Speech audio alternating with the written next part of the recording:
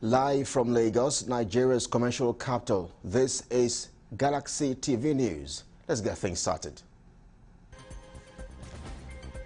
30 students abducted from the Federal Government College, Birnin Yauri in Kebbi State, regained freedom.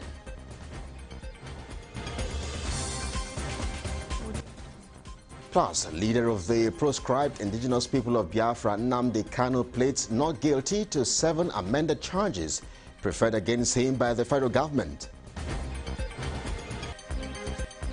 Outside Nigeria, supporters of Sudan's transitional government take to the streets of Khartoum with rival pro-military protesters keeping up a sit-in outside the presidential palace. Those are our top stories. We have details now.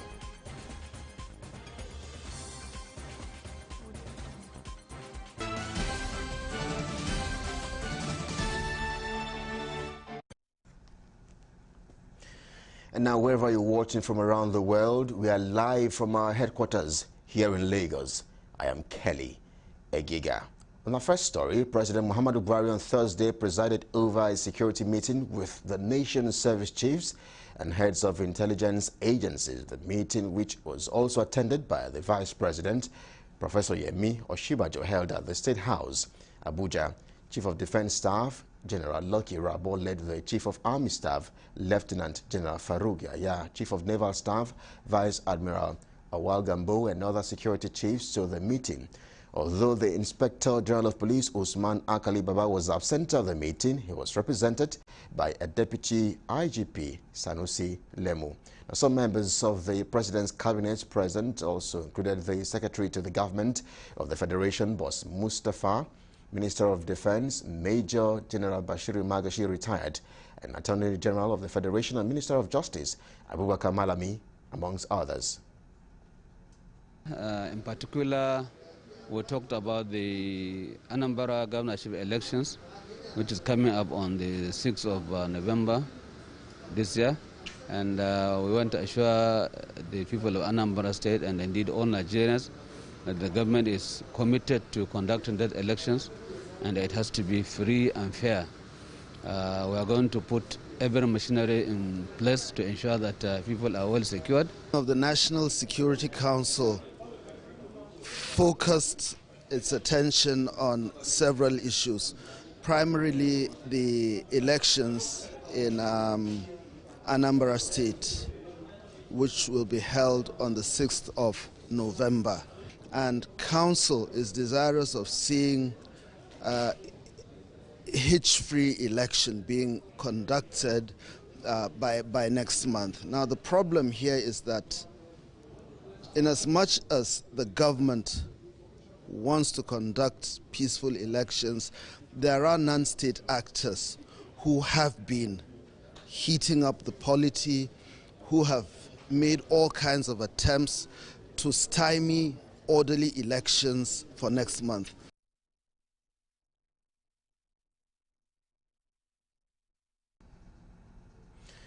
And now to some cheering news. 30 students adopted from the Federal College, Birnin Yauri in Kebbi State, have regained their freedom. This comes 4 months after bandits stormed the school and kidnapped an unspecified number of students and 4 teachers. The attack occurred in June 2021. Yahya Sarki, who is the special advisor on media to Governor Atiku Bagudu of Kebbi State, confirmed the release of the students in a statement on Thursday. While authorities have yet to ascertain the exact number of those kidnapped by the bandits, some of the students and teachers have since regained freedom. Reacting to reports that the bandits who attacked the school used a police vehicle to kidnap about 50 students, the state command stated that the claims were false.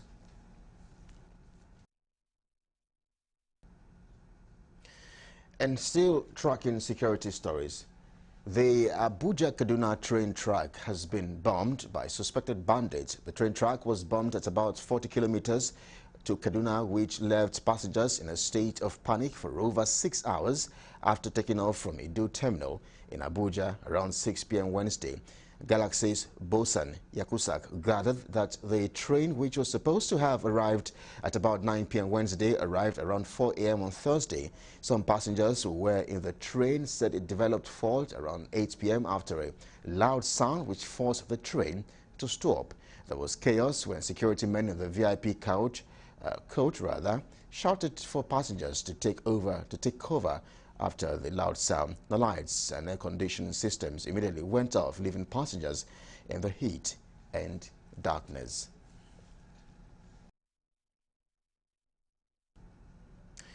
In the meantime, the People's Democratic Party Anambra gubernatorial candidate Valentine Ezugbo has called on security agencies to help in tackling insecurity in the state towards the actualization of the forthcoming Anambra governorship elections.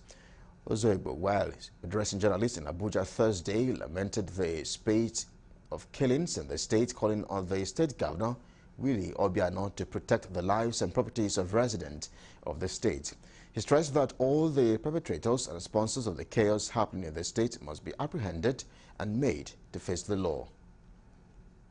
Thank you very much. Insecurity is troubling because, unfortunately, we keep having cases where lives are lost. Indeed, nothing in life is worth the life of one person. How much more when more than people, one are found dead. So I'm totally worried. I'm pained in my marrow, in my heart, what Anambra has become. And I believe, obviously, it is because of the election. So this must be orchestrated. It's important to always go back to the root cause in dealing with anything.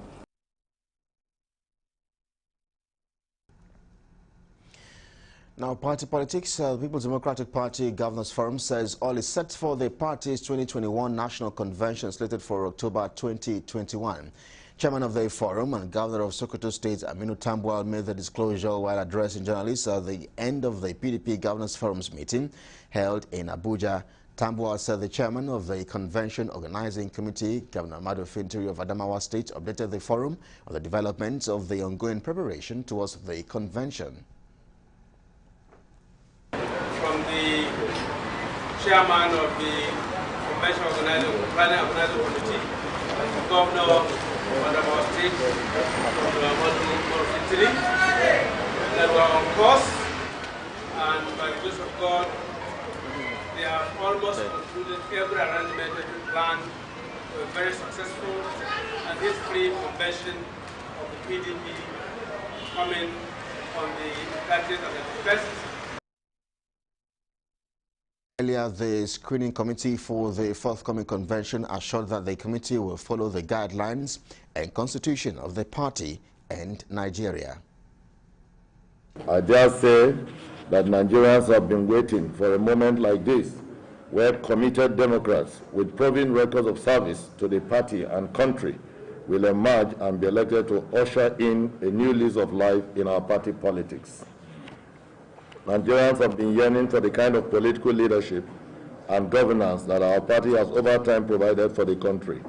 The screening process for the election of the national officers of our party marks the beginning of our collective effort to once more bestow credible and effective leadership for the country at all levels. In the meantime, the PDP has officially unveiled its 2021 National Convention logo and promotional materials. Unveiling the convention logo, Chairman PDP National Convention Organizing Committee and Governor of Adamawa State, Ahmadu Fintiri, disclosed that 3 aspiring candidates have been disqualified by the screening subcommittee, while 27 candidates were cleared by the committee. He highlighted the names of the disqualified candidates who are vying for the office of the National Publicity Secretary, Deputy National Chairman South, and National Secretary, adding that they were disqualified for lack of conduct, according to the party's constitution. The 3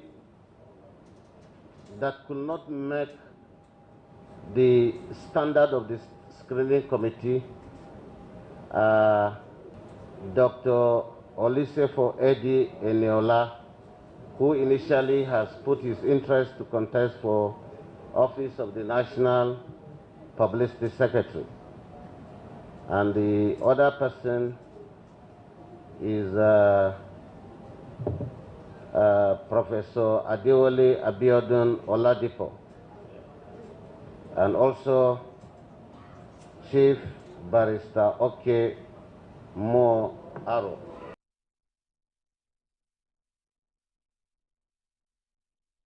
The disqualified candidates are to appear before the appeal committee on Friday. Fintiri also noted that not less than 4,000 delegates will be attending the party's 2021 National Convention.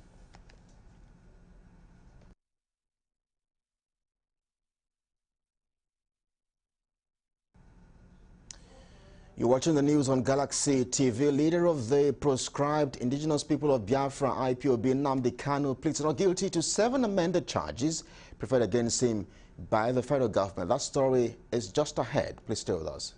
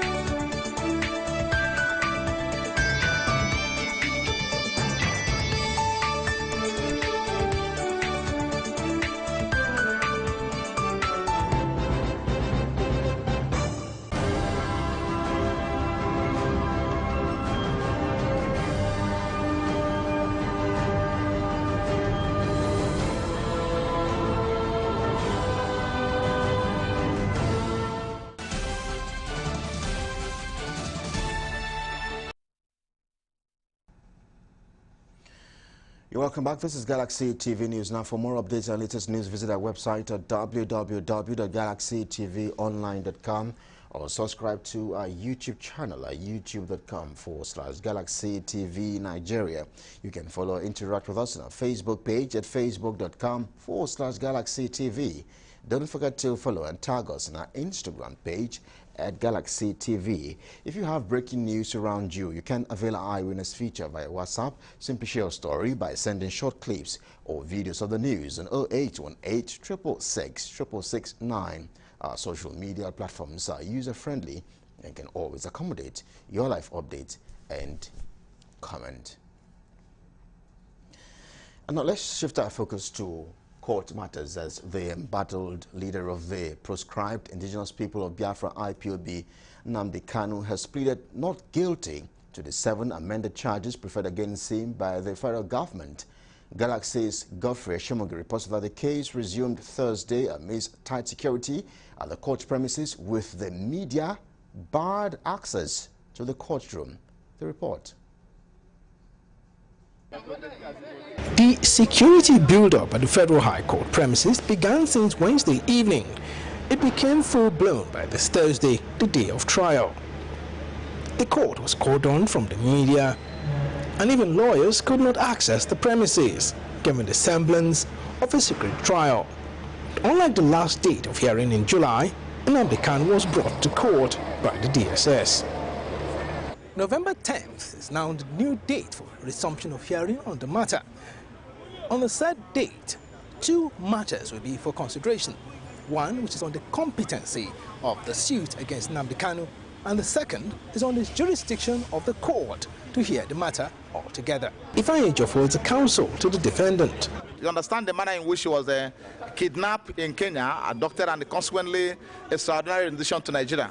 This formed part of our ground objection. Apart from the fact we are challenging the competency of the charge, the worthless nature of the charge they filed against us, so against our client. So we also invite the court to take note of the fact that the manner in which he was also kidnapped and extraordinary rendition to Nigeria.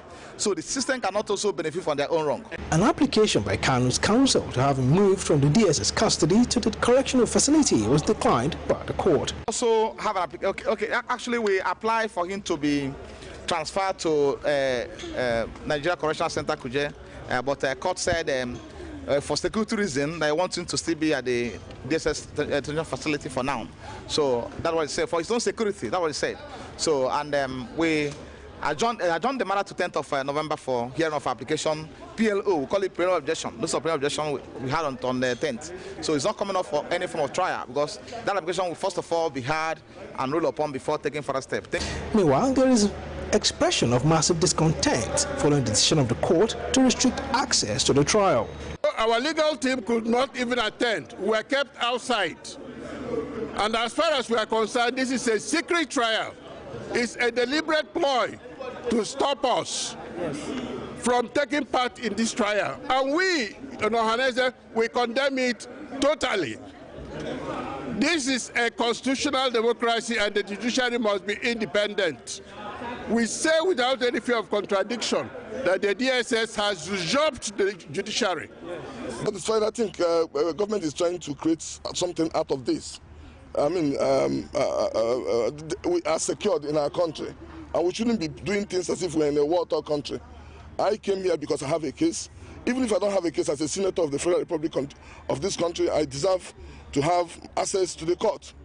So that is, and also I'm a member of a committee of judiciary in the Nigerian Senate. So I don't see the reason why I should be barred from coming to the court. Remember that federal government has applied to try Nnamdi Kanu secretly before, and that application failed.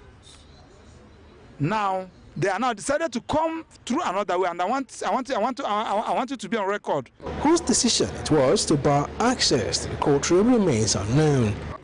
The Nigerian media and media from across the globe are keenly following developments at the Federal High Court regarding the trial of the IPOB leader, Nnamdi Kanu. Media have been barred access to the courtroom during this trial. November 10th, however, the journalists here are expecting a change of situation, perhaps to allow more journalists access to the courtroom to give effective coverage. From the Federal High Court in Abuja, Godfrey Eshamoge for Galaxy News. Well then, Godfrey, let's stay with legal matters back here in Lagos, as embattled Nollywood actor Olarewaju Omiinka, known popularly as Baba Ijesha, who has been entangled in a case of child molestation since April 2020, appeared before the Lagos State Special Offences Court in Ikeja Thursday over alleged sexual molestation. Galaxy's Daniel Tenimu reports that the medical practitioner Dr. Anyekan was brought before the court to testify and give extensive report of her findings. Said she conducted 4 different tests on the minor, which are HIV, hepatitis, syphilis, pregnancy tests, and they all came out negative. However, her private part was ruptured by the key he inserted. The counsel to the defendant, Kayode Olabiro, urged the judge to have a second thought of the medical reports presented before the court, adding that the incident happened 7 years ago and there is no way the reports are true. Upon facts and documents attached, which was served to the court, the judge adjourned the case to November 5 and 12 for continuation of hearing. To whom the police referred the child for medical or clinical examination of a private part, based on the allegation or story of the girl was defiled with a key 7 years ago. So a private part had to be examined or was examined by the medical doctors. There were a team of medical doctors that carried out the examination, and they made out their findings and conclusion. So it was the findings and the conclusion that formed basis of their report, which now formed an exhibit before the court. So, I expected we cross-examined her. I believe the 3 witnesses will be the police that investigated the matter, at Tapu police station where the matter was first reported and later took part. So I believe that those are the officers that are coming to. I'm going. At times without number, no comment for now. I've told you, no comment for now. Are you satisfied with the judgment as going on? When it is signed, just wait for the time. I don't want to say anything good.